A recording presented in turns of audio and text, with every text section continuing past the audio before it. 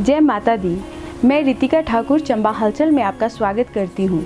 चंबा हलचल के आज के इस वीडियो के माध्यम से हम आपको चंबा के प्रसिद्ध मंदिर शिव शक्ति मंदिर छतराड़ी का इतिहास और इस मंदिर के प्रति लोगों की मान्यताओं के बारे में जानकारी देने जा रहे हैं। हमें उम्मीद है कि चंबा हलचल के इस वीडियो के माध्यम से दी गई जानकारी आपको पसंद आएगी। हिमाचल देवी देवताओं की भूमि है। यहाँ स्थान स्थान पर कई शक्तिपीठ और प्राचीन मंदिर हैं। वहीं हिमाचल के चंबा जिला में भी कई प्राचीन मंदिर हैं जिनसे कई कथाएं जुड़ी हुई हैं। इन्हीं में से एक मंदिर है शिव शक्ति मंदिर छतराड़ी। आज के इस वीडियो के माध्यम से हम आपको इस मंदिर का इतिहास और इस मंदिर के प्रति लोगों की मान्यताओं के बारे जानकारी देने जा रहे हैं। हमें उम्मीद है कि इस वीडियो के माध्यम से दी गई जानकारी आपको पसंद आएगी। 550 ईस्वी के लगभग मरु नामक सूर्यवंशी राजपूत द्वारा ब्रह्मपुर नामक राज्य की स्थापना की गई, जिस स्थान को आज भरमौर के नाम से जाना जाता है।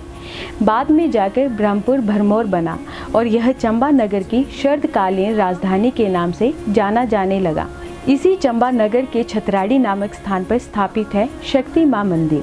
चंबा शहर से लगभग 50 किलोमीटर दूर बसे इस स्थान पर 780 ईस्वी में शक्ति मां मंदिर की स्थापना की गई थी। इस मंदिर को मन्नतें पूरी करने वाले मंदिर के रूप में जाना जाता है। दूर दूर से लोग मन्नतें मांगने यहाँ आते हैं। जिस स्थान पर आज मंदिर है उस स्थान पर पहले जंगल होता था। यहाँ से 2 किलोमीटर दूर में मेड़ी गांव के लोगों की चारागाह थी, जहाँ पर लोग अपनी गाय को चराने के लिए छोड़ देते थे और शाम को गाय चरकर घर वापस आ जाती थी। कुछ समय बाद ऐसा हुआ कि शाम को घर आकर गौओं ने दूध देना बंद कर दिया। जब कई दिनों तक ऐसा ही होता रहा तो परेशान होकर ग्रामीण चारागाह में यह देखने के लिए गए कि गौओं का दूध कौन निकालता है। तब उन्होंने देखा कि सभी गाय एक स्थान पर खड़ी हो जाती हैं और उनके थनों से दूध स्वयं ही निकलने लगता है, जिसे देख लोग काफ़ी हैरान हुए। जिसके बाद लोगों की मन्नत करने पर वहाँ 7 देवियाँ प्रकट हुई। इन देवियों ने अपनी संपत्ति का बंटवारा करने की सोची और उसके लिए उन्हें तराजू व बाट की आवश्यकता थी। अतः सबसे छोटी देवी को गांव मेड़ी में एक बुढ़िया के घर तराजू व बाट लेने के लिए भेजा गया। बुढ़िया मक्खन निकालने में व्यस्त थी, जिस कारण देवी को काफी देर उसकी प्रतीक्षा करनी पड़ी। देवी भी मक्खन निकालने लगी ताकि बुढ़िया तराजू व बाट दे सके। जब बुढ़िया ने देखा कि देवी ज्यादा मक्खन निकाल रही है तो लालचवश तराजू ढूंढने में वह विलंब करने लगी। काफी देर बाद जब देवी बाट व तराजू लेकर वापस आई तो बाकी देवियों द्वारा संपत्ति का बंटवारा देख वह दुखी हुई। देवी रोती रोती रावी नदी की ओर छलांग लगाने के लिए भागी। इस दौरान जहाँ जहाँ देवी के आंसू गिरे वह स्थान काले और देवी को जिस जिस पत्थर से ठोकर लगी वह आज भी लाल है। भागते समय देवी को जहाँ गणेश जी ने रोका वहाँ आज भी श्री गणेश जी की प्रतिमा है, जिसे स्थानीय लोग बनागल कहते हैं। तत्पश्चात माँ के मंदिर का निर्माण आरंभ हुआ। गोंगा नामक कारीगर, जिसका एक ही हाथ था, के द्वारा मंदिर का निर्माण किया गया, जो इससे पहले उलांसा के राणा के लिए एक अनोखा महल बना चुका था। इसको लेकर भी एक और कहानी है। राणा ने यह सोचकर कि गोंगा ऐसा महल कहीं और न बना सके, गोंगा का दाहिना हाथ काट दिया था। दुखी होकर जब वह चंबा लौट रहा था तो उसे छतराड़ी में रात पड़ गई।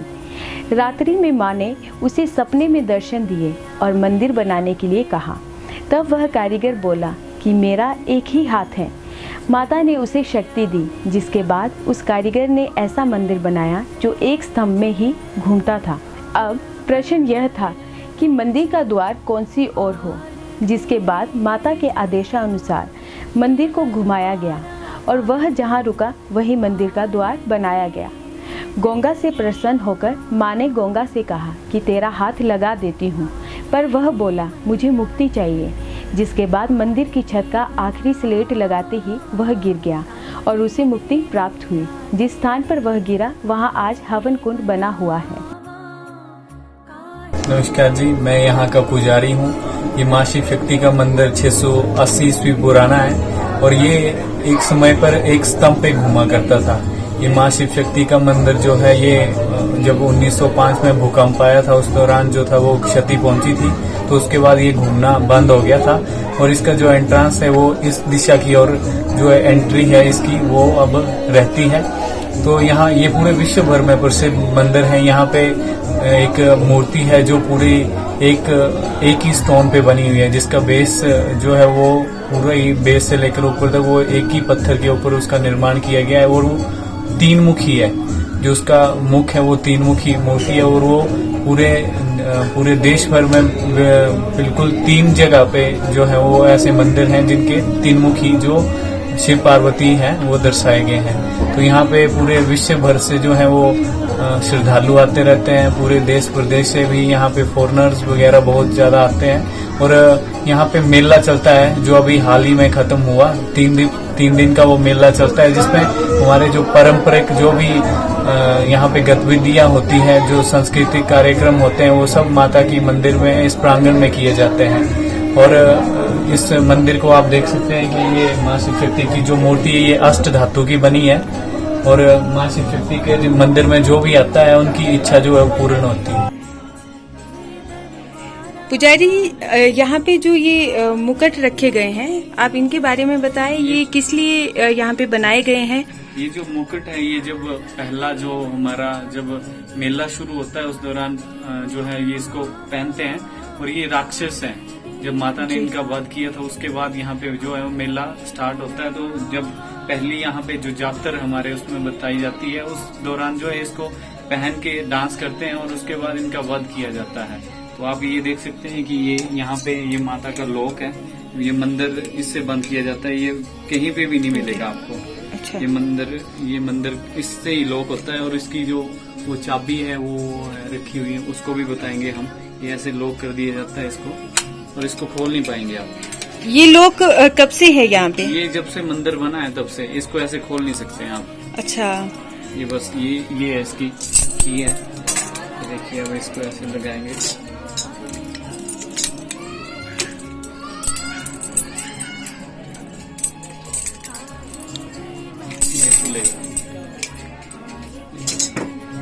मेरे को नहीं लगता कि किसी और मंदिर में रखा क्या गया। इस बारे में किसी को पता है ये लोक किसने बनाया था, कब बना था? नहीं, इसके बारे में जानकारी हमें तो कोई जानकारी नहीं है। ये जब से मंदिर है तब से यही लोक है यहाँ पे। और ये 12 सितंब है, तो ये माना जाता है कि 12 राशियां हैं। ये पूरे मंदिर को आप देख सकते हैं, चारों तरफ से जो 12 स्तंभ आपको दिखाई देंगे, ये 12 राशियों का एक स्तंभ माना जाता है। और ये लेक है, ये आप देख सकते हैं लेक। इसके लिए आर्कियोलॉजिकल सर्वे ऑफ इंडिया द्वारा बहुत से जो आर्कियोलॉजिकल के होते हैं, इन्होंने बहुत रिसर्च की, पर ये अभी तक पता नहीं चल पाया है कि ये क्या लिखा गया है। आर्कियोलॉजिस्ट बहुत ज्यादा है यहाँ पे, पर अभी तक इस लेक का जो है वो पता नहीं लग पाया। पर ये अभी धीरे धीरे खत्म हो रही है, और आर्कियोलॉजिकल सर्वे ऑफ इंडिया द्वारा इसका कोई भी द्वारा से इसका कोई पुनः से निर्माण नहीं किया जा रहा है। तो मंदिर का जो है वो बहुत ज्यादा नुकसान भी हुआ है, वो भी मैं आपको बताऊंगा।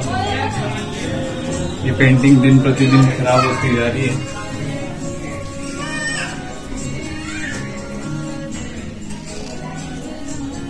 ये देखिए बीच में गैप जी।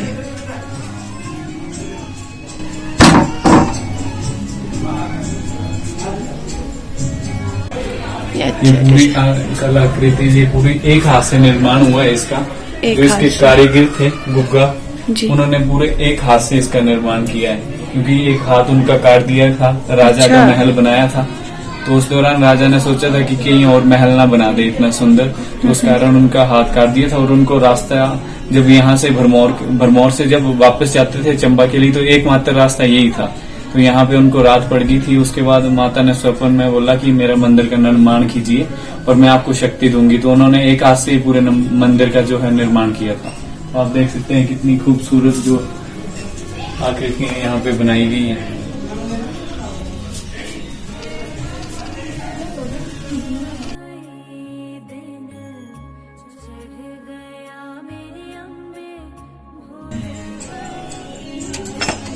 ऐसे कितने लोग हैं यहाँ पे? यहाँ पे 2 लोग हैं। 2 लोग हैं। और मंदिर के लिए कोई भी स्पेशल ताला नहीं है, जैसे आज के ताले होते हैं वैसा जी। कोई नहीं है। जो पुराने समय से चलते आ रहे हैं उसी से मंदिर लोग होते हैं। इस स्थान को लेकर एक और कथा जुड़ी हुई है।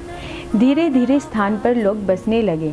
यहाँ के लोग लगभग 2.5 किलोमीटर दूर से पानी लाते थे। एक बार मंदिर में एक महात्मा अपने शिष्यों के साथ तपस्या करने को पधारे।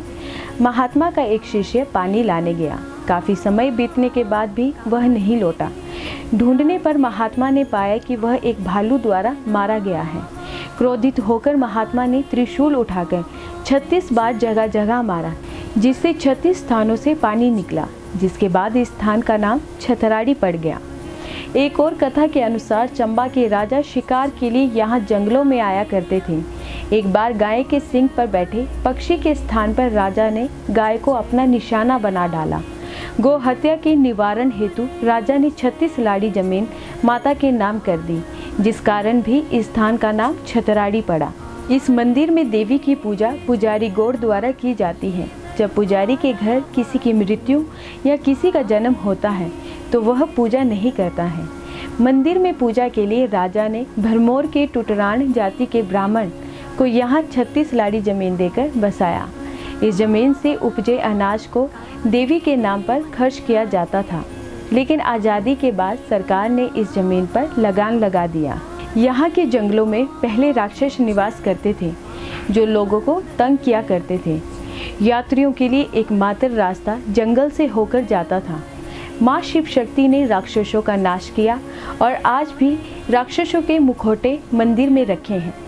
राधा अष्टमी के दूसरे दिन यहाँ मेला लगता है। सबसे पहले मणिमहेश की डल झील के जल से माँ की मूर्ति का स्नान होता है।